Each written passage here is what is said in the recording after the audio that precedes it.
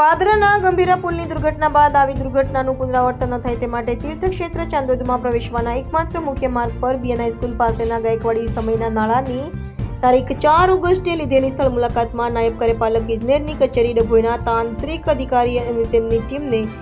નાળાનું બાંધકામ અત્યંત જૂનું અને જર્જરિત હાલતમાં હોવાનું જણાવી આવ્યું હતું, જેથી આ નાળા પરથી ભારદારી વાહનોની અવરજવર તાત્કાલિક અસરથી બંધ કરવા લેખિત તાકીદ કરાઈ હતી, જેથી તારીખ 12 ઓગસ્ટથી ભારદારી વાહનો પર સંપૂર્ણ પ્રતિબંધ અમલી કરાયો હતો અને તાત્કાલિક અસરથી એસટી બસો નગરમાં આવતી બંધ થઈ હતી. તંત્રએ જર્જરિત નાળું હોવાનો રિપોર્ટ આપ્યાના 5 મહિના વીત્યા છતાં સમખાવા પૂરતી પુનઃસ્થળ ચકાસણી કે પછી અંગેની કામગીરીના હજુ સુધી શ્રી ગણેશ થયા નથી. ત્યારે નગરજનોની ધીરજ લોકદાલ આંદોલનમાં પરિણમે તે પહેલા નાળાના નિર્માણની કામગીરી આરંભાઈ એ જ સૌના હિતમાં છે.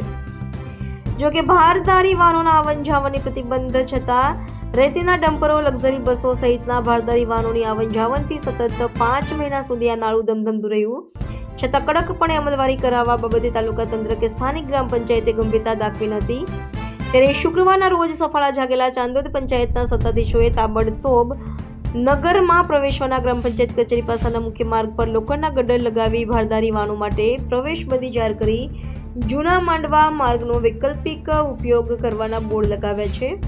જેથી હવે નવા નાળાનું નિર્માણ ન થાય ત્યાં સુધી ભારદારી વાહનો નગરમાં પ્રવેશી શકે નહીં. પરિણામે રોજબરોજ દેવદર્શન, નર્મદા સ્નાન, સહેલગાહ માટે આવતા શ્રદ્ધાળુઓ, યાત્રિકો સહિત અપડાઉન કરતા વિદ્યાર્થીઓને મોટા પાયે હાડમારીનો સામનો કરવો પડશે.